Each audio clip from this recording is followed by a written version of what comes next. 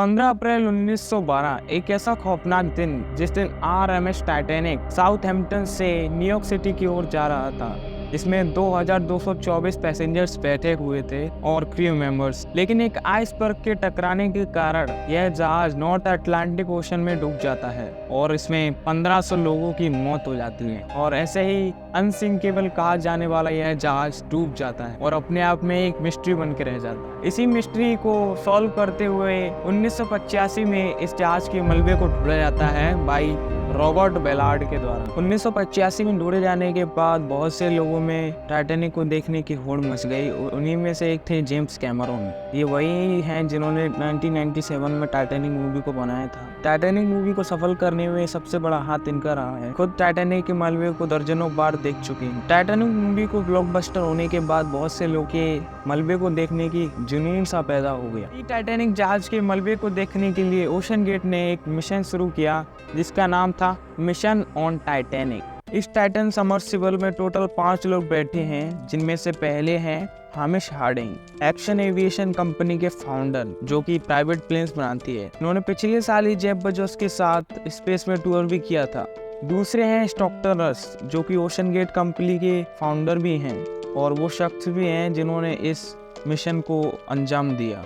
तीसरे हैं Paul Henry नार्जुलेट। इनकी उम्र 77 साल है और ये फॉर्मर फ्रेंच नेवी के कमांडर भी रह चुके हैं और इनको मिस्टर टाइटैनिक कहकर भी पुकारा जाता है। यह इसलिए क्योंकि ये पिछले 35 सालों से टाइटैनिक के ऊपर रिसर्च भी कर चुके हैं और उसको दर्जनों बार देख भी चुके हैं। चौथे और पांचवे हैं शहजादा दाऊद और उनके बेटे Suleman Dawood. UK based vice chairman हैं जो कि पाकिस्तानी केमिकल्स और एनर्जी एंग्रो कॉरपोरेशन के वाइस प्रेसिडेंट भी हैं। तो अब इस इंसिडेंट को पूरा ध्यान से समझने के लिए हमें ओशन गेट के बारे में भी जानना होगा।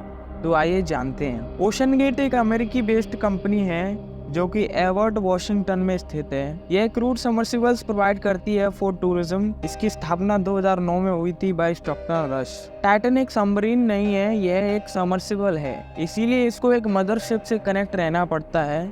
हमारे इस मामले में ये मदरशिप पोलार प्रिंस है। ये बाकी सबमरीन्स की तरह खुद से पानी से बाहर आ जा नहीं सकती, इसीलिए इसका मदरशिप से कनेक्शन बनाए रखना बहुत जरूरी होता है। हर 15 मिनट में टाइटन को मदरशिप को अपनी खबर भेजनी होती है। सैटरडे 17 जून 2023 ओशन गेट की टाइटन सबमर्सिबल ने टाइटैनिक जहाज के मलबे को देखने का सफर सेंट जॉन पोर्ट से शुरू किया। जिस लोकेशन पर इसको डाइव लगानी थी वो यहाँ से लगभग 700 किलोमीटर दूर साउथ अटलांटिक ओशन में है और इसी पॉइंट पर ठंडे पानी में 4000 मीटर नीचे आरएमएस टाइटैनिक का मलबा भी मौजूद है। ये इतना नीचे है कि इसे आप बुर्ज खलीफा से कंपेयर कीजिए, लगभग 5 बुर्ज खलीफाएं इसके बराबर होंगी। इतना नीचे होने के कारण यहाँ के पानी का जो प्रेशर है वो लगभग 4000 PSI के बराबर है। ये इतना प्रेशर है जैसे आपकी एक उंगली के 1 स्क्वायर इंच पे एक हाथी को खड़ा हो। तो सोचो इस टाइटन सबमर्सिबल में कितने स्क्वायर इंचेस होंगे। 18 जून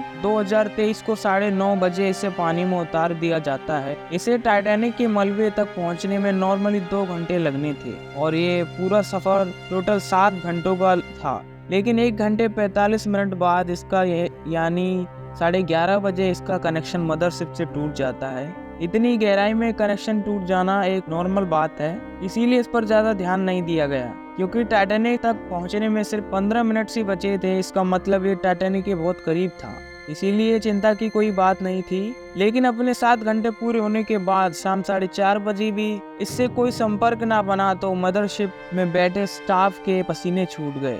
इसके तुरंत बाद ही यूएस कोस्ट गार्ड को टाइटन मिसिंग होने की इंफॉर्मेशन भेज दी जाती है क्योंकि टाइटन में सिर्फ 96 घंटों का ऑक्सीजन ही था जो कि 22 जून को खत्म हो जाएगा, इसीलिए उन्हें जल्द से जल्द ढूंढना जरूरी था। फिर यूएस नेवी और कैनेडियन नेवी के द्वारा एक सर्च ऑपरेशन चलाया जाता है। अगले दिन मंडे को यूएस और कैनेडियन शिप्स और प्लेन्स ने पूरे एरिया में एक प्रॉपर रिसर्च ऑपरेशन शुरू कर दिया। यह ऑपरेशन सिर्फ पानी के ऊपर से नहीं बल्कि सोनार स्कैनिंग से पानी के अंदर भी अपनी तलाश जारी रखी। इसके आसपास के एरिया में जो कमर्शियल वेसल्स थी उनको भी ऑर्डर दे दिया गया कि वो अपनी आंखें खुली रखें।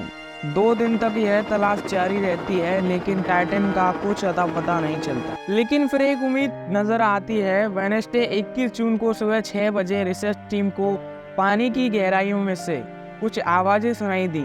ये आवाजें अंडर वाटर रडार की मदद से सुनी नहीं थी। आवाजों के सुनते ही रिसर्च टीम ने फौरन आरओबीज को आवाज की डायरेक्शन भेजा जाता है, पर यहाँ भी टाइटन का कुछ पता नहीं चल सका। अब टाइटन को हमेशा के लिए खोने का डर बढ़ता ही जा रहा था, क्योंकि उसमें सिर्फ 4 दिन का ऑक्सीजन ही था और उसमें 3 दिन गुजर चुके थे। लेकिन यूएस, कनाडा और फ्रांस की रिसर्च टीम हिम्मत नहीं हारती और सर्च ऑपरेशन जारी रखती है। थर्सडे 22 जून को दोपहर 12 बजे आरओबीज को टाइटैनिक के मलबे के पास भेजा जाता है। 3:48 पर आरओबी टाइटैनिक के मलबे के पास पहुंचती है और वहां पहुंचकर जो देखा गया उसे देखकर सारी दुनिया दंग रह गई। टाइटैनिक जहाज के मलबे से लगभग 500 मीटर दूर टाइटन सबमर्सिबल का पीछे का हिस्सा देखा गया। टाइटन सबमरीन जो टाइटैनिक शिप के मलबे को देखने गई और खुद एक मलबा बनकर रह गई। इस खबर ने पूरी दुनिया में हलचल सी मचा दी। एक्सपर्ट्स ने बताया कि टाइटन पानी के प्रेशर को झेल नहीं पाई और कैटास्ट्रोफिक इम्प्लोजन से 20 मिलीसेकंड्स में फट गई।